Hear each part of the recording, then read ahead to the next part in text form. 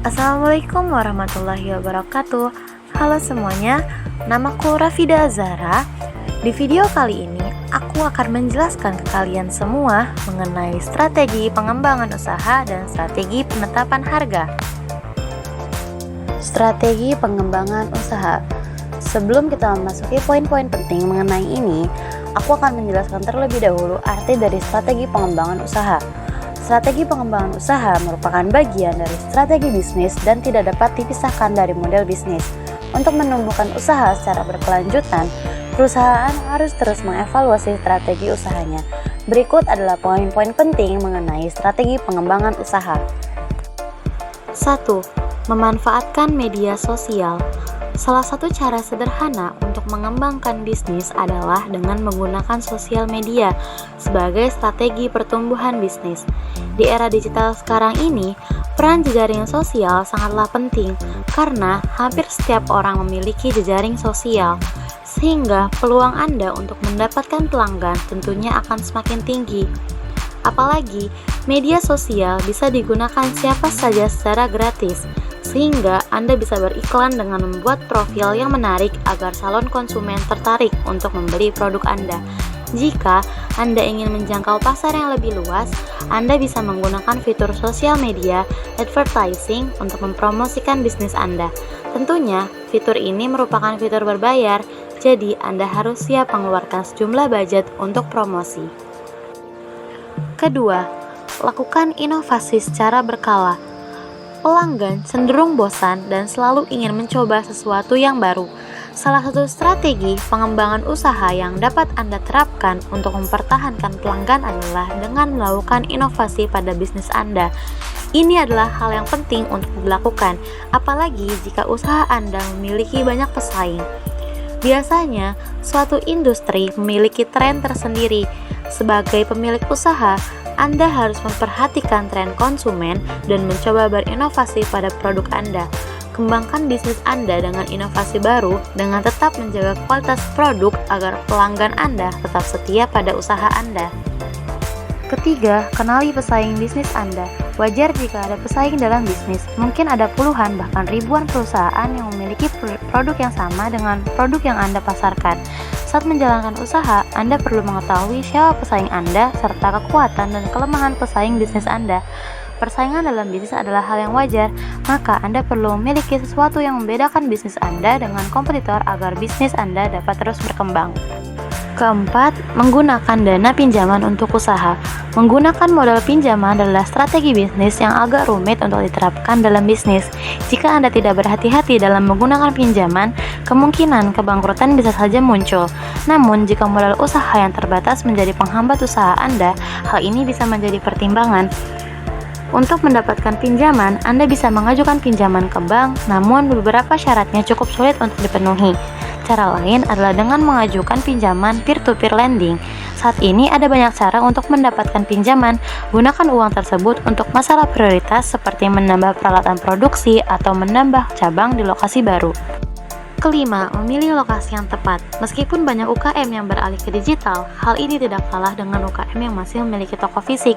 Bagi usaha kecil dan menengah yang memiliki toko fisik, lokasi merupakan salah satu aspek terpenting dalam mengembangkan usaha.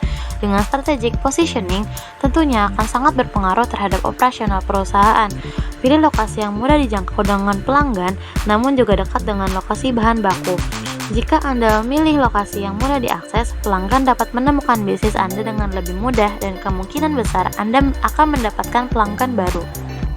Keenam, memperluas jaringan. Perluasan jaringan dapat dilakukan dengan memperluas pemasaran. Anda dapat membuka saluran pemasaran baru atau membuat cabang baru. Jika Anda memiliki toko offline, Anda bisa mencoba cara baru pemasaran online, dan sebaliknya. Jika beriklan di satu platform tidak cukup menguntungkan, coba platform lain yang lebih efektif. Perluasan ini tentunya harus dibarengi dengan peningkatan pasokan material dan produksi. Contoh lain perluasan jaringan adalah meningkatkan hubungan bisnis. Bangun jaringan Anda dengan mengenal banyak orang, bekerja sama dan menjaga hubungan baik karena suatu hari Anda mungkin membutuhkan bantuan mereka. Ketujuh, tingkatkan sumber daya. Peningkatan sumber daya dilakukan secara menyeluruh, baik sumber daya produk maupun sumber daya manusia. Peningkatan sumber daya produk dicapai dengan memperhatikan penggunaan bahan dan proses yang diterapkan untuk membuat suatu barang. Semakin baik sumber daya yang digunakan, semakin tinggi kualitas produk yang akan dihasilkan. Dalam hal sumber daya manusia, langkah awal yang bisa dilakukan adalah memilih tim dan karyawan yang handal. Lihat bagaimana tim dan karyawan Anda bekerja sama atau saat berhadapan dengan konsumen, melayani pelanggan dengan sikap ramah. Produk berkualitas ditambah dengan pelayanan yang baik pasti akan menahan konsumen untuk mencoba kembali lagi di lain waktu. Kedelapan, mengutamakan pelayanan konsumen. Jika sumber daya manusia berjalan dengan baik, layanan pelanggan juga merupakan aspek penting yang harus Anda perhatikan. Poin ini penting karena pelayanan terbaik kepada konsumen adalah cara terbaik untuk membuat mereka terus terlibat dengan merek Anda. Tidak heran jika layanan pelanggan berkualitas tinggi harus dipertahankan ketika banyak perubahan yang perlu dilakukan. Memanfaatkan dunia digital untuk menjaga hubungan baik dengan konsumen, berikan pembaruan tentang produk atau layanan Anda, plus berikan kesan yang baik dengan bersikap ramah dalam pelayanan, menjawab pertanyaan konsumen, memberikan solusi, dan menawarkan bantuan. Selain itu, Anda juga harus bisa mengedukasi konsumen dengan baik. Kesembilan, minimalisasi biaya operasional. Tujuan memulai usaha adalah untuk mengurangi biaya dan mendapatkan keuntungan maksimal. Jangan mengambil pasak lebih besar dari tiang. Oleh karena itu, Anda perlu memperhatikan biaya modal dan operasional yang dikeluarkan serta pendapatan yang dihasilkan. Hal ini dilakukan untuk memastikan bahwa kebutuhan yang dipenuhi bisnis sejalan dengan apa yang perlu dicapai untuk menghasilkan pertumbuhan. Terakhir, ke-10, investasi. Jika menabung saja tidak cukup, Anda perlu mencari cara untuk mengembangkan bisnis agar keuntungan yang Anda hasilkan bisa terus bertambah. Salah satu cara yang dapat dilakukan adalah dengan investasi. Saat ini ada banyak sarana investasi, baik Anda yang memiliki modal besar maupun kecil. Anda dapat berinvestasi di saham, reksadana, real estate, emas, deposito berjangka, dan banyak jenis investasi lainnya. Sebelum itu, pastikan untuk membaca informasi lengkap mengenai investasi yang akan Anda lakukan. Jangan sampai niat untuk mencari keuntungan berujung pada kerugian.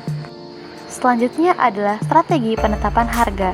Strategi penetapan harga adalah pendekatan yang digunakan oleh bisnis untuk menentukan jumlah yang harus dibayarkan oleh pelanggan untuk memperoleh barang atau jasa.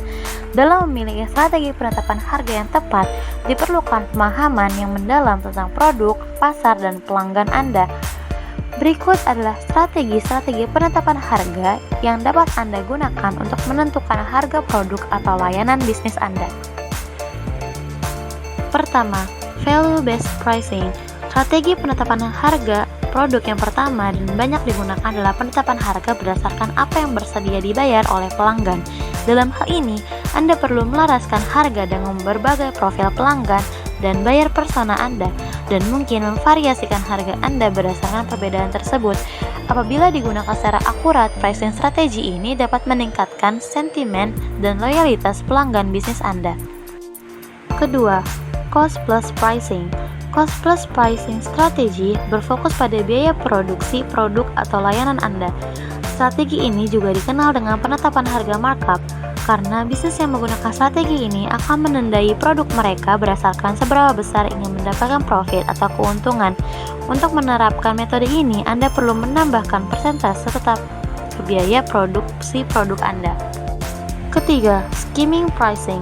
Metode ini dilakukan dengan menetapkan harga setinggi mungkin untuk produk baru dan kemudian menurunkan harga seiring waktu karena produk tersebut menjadi semakin tidak populer.